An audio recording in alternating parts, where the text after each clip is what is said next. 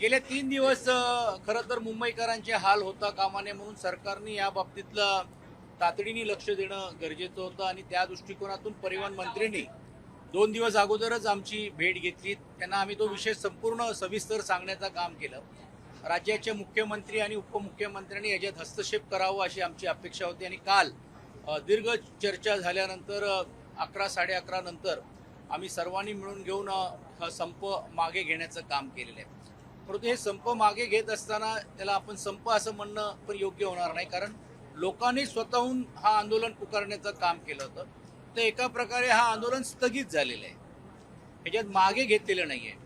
कारण वेटलिस्ट ज्याला आपण म्हणतो कॉन्ट्रॅक्ट पद्धतीने जे बेस्ट आहेत हे हळूहळू कमी करून स्वतःच्या मालकीचे बसेस निर्माण करायला पाहिजे ही आमची अपेक्षा आहे.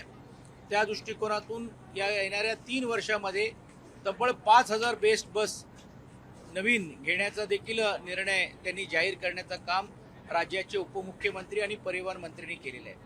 ते करत असताना आम्ही हेच मागणी केली की जे वेटलिस्टवरती असलेली लोक आहेत, समान काम समान दाम हे मिळालं पाहिजे, पण ते न मिळता निवळ फक्त किमान वेतनाच्या नावाखाली त्या लोकांची पिळवणूक होतोय आणि म्हणून त्यांना किमान काहीतरी एक टोकन म्हणून त्यांना काहीतरी दरवाढ दिली पाहिजे आणि ती देखील तत्वता 2,000 रुपयाची वाढ त्या लोकांसाठी मान्य केली आहे. आणि दुसरी मागणी आमची अशी होती की जेव्हा नवीन बसेस असतील त्यावेळी त्यांना बेस्टच्या, जसं आज बदली कामगार कॅज्युअल लेबर असतो, फिक्स टर्म असतो, फिक्स टर्ममध्ये जो कामगार असतो त्याला तुम्ही आता कायदा केलेला आहे काही देशाने, 29 कायदे एकत्रित करून 4 कायद्यावरती आणल्यानंतर त्या प्रत्येकानं फिक्स टर्ममध्ये जर असले तर 2 वर्षामध्ये त्यांना ग्रॅज्युटी द्यावी लागेल, पण आज यांना काहीच मिळत नाही. म्हणून त्यांना कॅज्युअल किंवा फिक्स टर्मच्या नावाखाली बेस्टच्या मास्टर रोलवरती घेऊन आणि त्यांना प्राधान्याने त्याच्या या ज्या नवीन बेस्ट ज्यावेळी ते घेतले जातील त्यावेळी याच वेटलिस्टच्या लोकांना द्यायला पाहिजे. गेल्या 5 वर्ष कुठचाही करार झाला नाही, कराराची बोलणी पण होत नाही आहे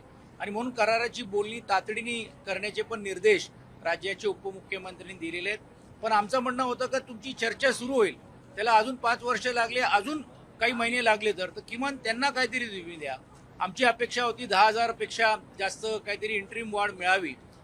मग शेवटी 5,000 पर्यंत तडजोड करण्याचं काम केलं, पण आर्थिक परिस्थिती बेस्टची नसल्यामुळे त्यांनी असं सांगितलं की बा निधीच नाही आहे. पहिली ही तुम्ही आज 3,000 रुपयाची वाढ घ्या, लगेच आपण या 8-10 दिवसामध्ये एग्रीमेंटची चर्चा आपण सुरू करू आणि त्याच्यानंतर हा अंतिम स्वरूपात देखील त्यांना नेण्याचं काम केलं जाईल. जे रिटायर झालेले जे कामगार आहेत त्यांची ग्रॅज्युटी वेळेवर मिळत नाही.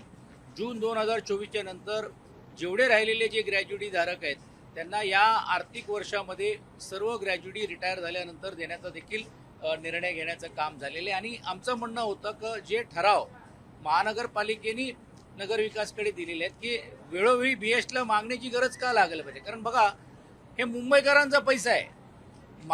आम्ही युक्तिवाद करत असताना आमदारांना द्यायला पैसे सत्ताधारी, त्याहीपेक्षा करोडो रुपये तुम्ही रस्त्यासाठी खर्च करता, पण त्या रस्त्यावरती धावणारी जी लाईफलाईन आहे त्यासाठी तुम्ही निधी का दिली जात नाही. मेट्रोसाठी 3.25 लाख कोटी रुपयाचा कर्ज आपण घेऊन मेट्रो बनवतोय. मेट्रोचा प्रवासी आणि बेस्टचा प्रवासी हा वेगळा आहे आणि आज 40 लाखपेक्षा जास्त बेस्टमध्ये असलेलं जी लाईफलाईनमध्ये जो ग्राहक आहेत, प्रवासी आहेत, त्याच्यासाठी हे बेस्ट रिवाईव्ह व्हायला पाहिजे. ही भूमिका पण आम्ही घेतली. बेस्टची सप्लाय ही वारंवार वीज बंद होते. आता अडाणीजींचा मीटर तर स्मार्ट मीटर घरापर्यंत पोचतोय. आता त्यांनी MERCला मागणी केली आहे की धारावी आणि माहीम यामध्ये पण देखील आम्हाला अडाणीची वीज वापरायला परवानगी द्या. त्याला आम्ही सक्त विरोध केलं. काल देखील आमच्या विरोधाची मागणी करत असताना त्यांनी सांगितलं की आपली बेस्टची लाईन कुठच्याही प्रकारे नवीन ग्राहकाला जाता कामा नये, हे तत्वता पण राज्य सरकारने मान्य केलं. कारण एकदा जर बेस्टचे जर ग्राहकच गेले तर उद्या भविष्य काळामध्ये बेस्ट बंद होण्याच्या कतारावरती राहणार नाही आणि म्हणून या सर्व विषय घेऊन सकारात्मक दृष्टिकोनातून हा आम्ही आंदोलन स्थगित करण्याचं काम केलेलं आहे. पण मग जे बेस्टच्या विलिनीकरणाची पण एक मागणी होती की बीएमसी मध्ये ते विलीन केलं जावं, त्या मुद्द्यावर काय चर्चा झाली? नाही, विलिनीकरण पहिली गोष्ट तर शब्द चुकीचा आहे, कारण नाही तर एसटी महामंडळासारखा व्हायला नको. आमचं म्हणणं होतं जे अर्थसंकल्पामध्ये या बेस्टचा अर्थसंकल्प पण समावेश करा. म्हणजे ह्याच्यात लगेच काय मागणी बेस्टची सर्व कामगारांना तुम्ही बीएमसीच्या ह्याच्यात घ्या असं नाही. आणि म्हणून आम्ही काल ते स्पष्ट केलं, कारण विलीकरण म्हटलं तर लोक परत ते सांगतात एवढा बोजा कोण देणार.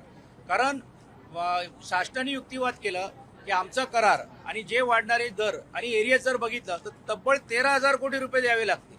आम्हाला ही समस्या की 13,000 कोटी रुपये शासन काय लगेच फक्त कामगारांसाठी देणार नाही, बेस वाचवण्यासाठी पण आपल्याला निधी लागते.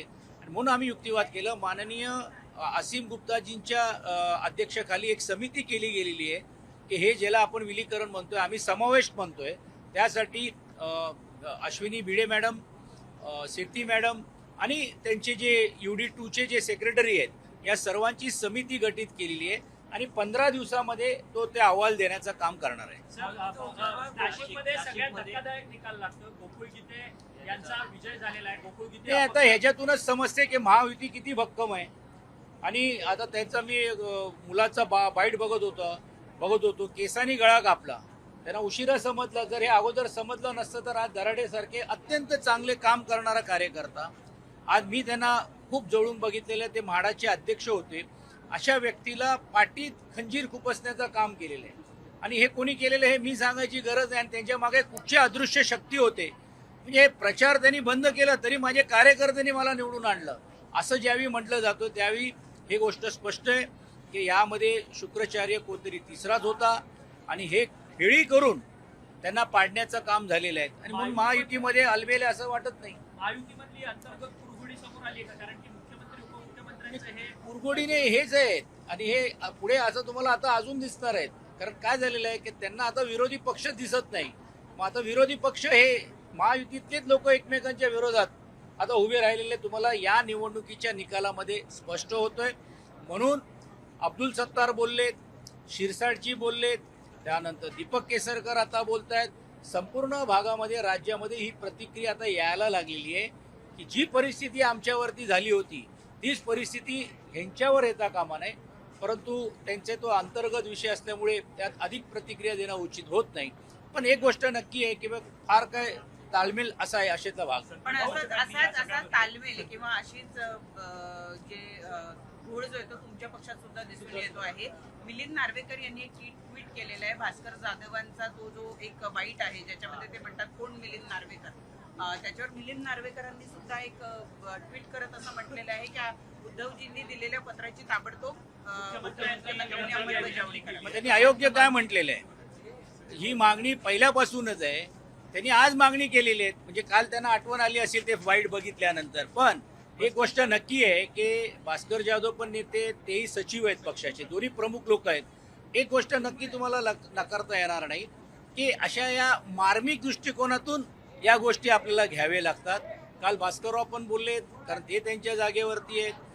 त्यानंतर आज मिलिंदजींनी सांगितलं ते पण आहे. त्याला सार्केस्टिक वेनी ज्याला आपण म्हणतो अशा गोष्टी होत असतात. मला वाटतं त्याला फार सिरियसली घ्यायची गरज एकमेकांच्या विरोधात आहेत का? नाही. एकमेका विरोध काय, उलटा पाठिंबा दिलाय त्यांनी.